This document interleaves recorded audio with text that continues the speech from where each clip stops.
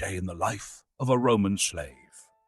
The life of a Roman slave was a stark contrast to the grandeur of the Roman Empire. While the elite enjoyed luxuries and power, the foundation of their society rested on the backs of countless enslaved individuals.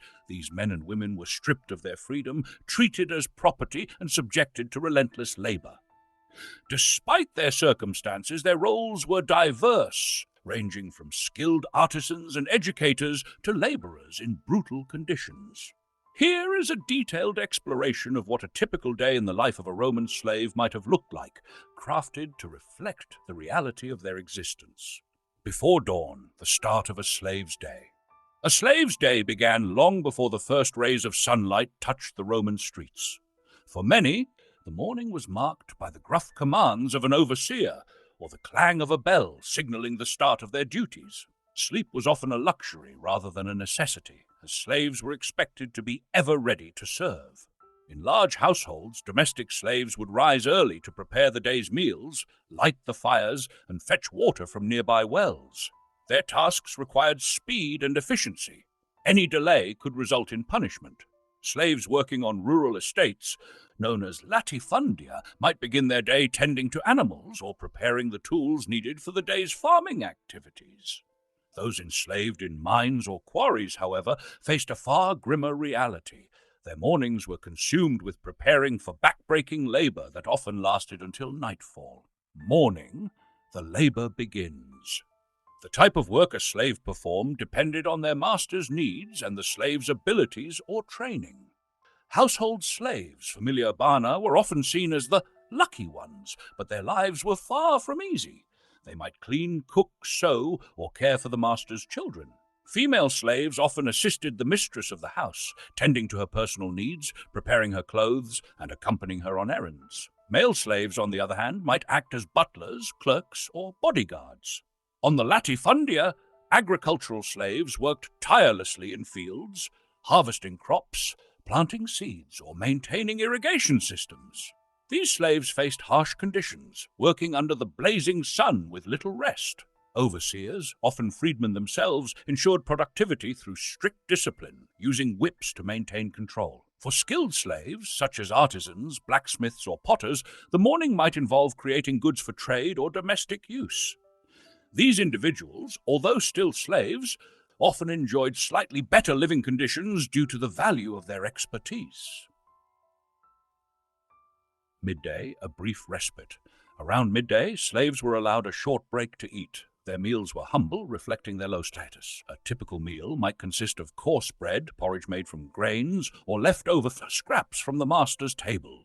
While free Romans enjoyed lavish feasts, slaves ate to survive, with nutrition barely sufficient to sustain their demanding workloads. In rare cases, slaves working in wealthy households might receive better meals, as their masters sought to maintain their health for continued service. However, this was the exception rather than the rule. For most, the midday break was a brief interlude in a day filled with relentless toil. Afternoon, the grind continues. After their short meal, slaves returned to work. Domestic slaves would continue their household duties, which could include laundering clothes, cleaning floors, or running errands in the bustling Roman streets. Educated slaves, such as Greek captives, often served as tutors for the master's children, teaching them literature, philosophy, or mathematics. While this role may seem prestigious, these slaves were still subject to the whims and temperaments of their masters. Field slaves endured the hottest part of the day, working under the unrelenting sun. They were expected to meet quotas, whether it was harvesting a certain amount of grain or completing specific tasks. Failure to do so often led to severe punishments, such as beatings or reduced rations. Slaves in mines faced perhaps the most harrowing conditions of all. Deep underground, they labored in suffocating heat, wielding heavy tools to extract precious metals and minerals. The air was thick with dust, and accidents were common. Few survived long in these brutal environments. Evening, wrapping up the day's work. As the sun began to set, slaves in households prepared the evening meal for their masters. This was often a grand affair in wealthy homes, with multiple courses and elaborate presentations. Slaves worked tirelessly to ensure the food was prepared and served to perfection. Once the family had eaten, slaves might be allowed to consume any leftovers. On rural estates, evening tasks often involved feeding livestock, storing tools, or securing the property. By the time these duties were completed, exhaustion had set in. For many slaves, the evening was the only time they could attend to their personal needs, such as washing themselves or mending their clothes. Night limited rest and recovery. When the day's grueling work finally came to an end, Roman slaves returned to their living quarters. These spaces were far from comfortable. They reflected the slaves' lowly status in Roman society. Often located in basements, outbuildings, or small barracks, the quarters were dimly lit, poorly ventilated, and overcrowded. Privacy was non-existent, as multiple slaves shared the same space. The living conditions were so basic that it was not uncommon for slaves to sleep on bare floors or makeshift bedding, such as straw mats or rough, threadbare blankets. For household slaves, familia urbana, evenings might bring some respite, but the end of the workday didn't guarantee peace. In affluent households, certain slaves were kept on call through the night, ready to attend to their master's unexpected needs. These could range from fetching water or food to attending to medical emergencies or fulfilling other whims.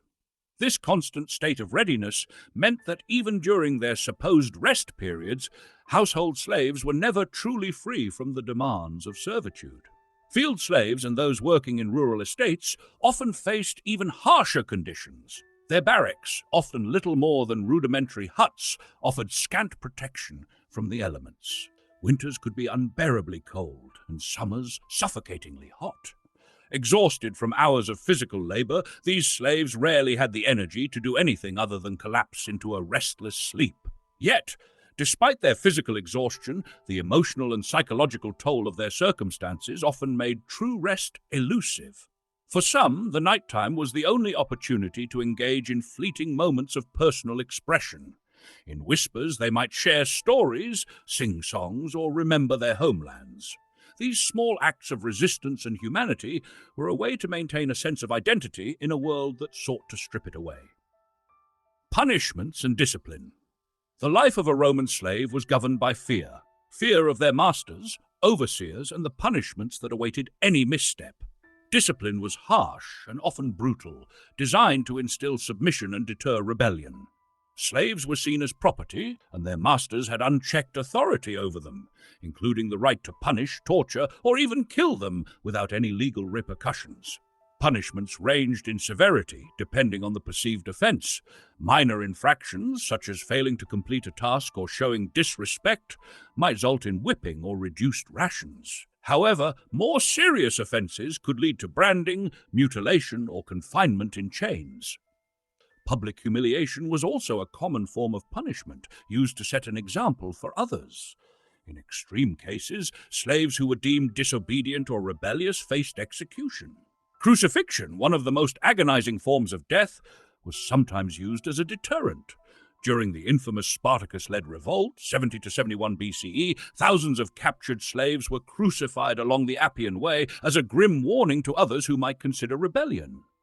Despite the risks, instances of resistance were not uncommon. Some slaves sabotaged tools, worked slowly, or pretended to be ill to protest their treatment. These acts of defiance, though often small, were powerful expressions of their humanity and desire for freedom. The psychological toll. While the physical demands of slavery were immense, the psychological burden was equally, if not more, debilitating. Roman slaves lived in a state of perpetual insecurity, knowing their lives could change or end on a master's whim. Stripped of their autonomy, they were treated as tools rather than individuals, their worth measured solely by their utility. The separation from family was one of the most devastating aspects of slavery. Many slaves were taken from their homelands, torn away from loved ones, and sold to distant masters. Families were frequently split apart, with parents, children, and siblings sold to different owners. The anguish of such separations was a wound that many carried for life. Additionally, the constant threat of violence created an environment of fear and anxiety.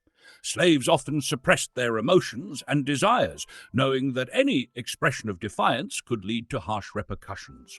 Over time, this suppression could lead to a sense of numbness or resignation, a survival mechanism in the face of relentless oppression. However, slaves were not entirely devoid of hope or resilience. Many found solace in the bonds they formed with fellow slaves, who became surrogate families. These relationships provided emotional support and a sense of solidarity.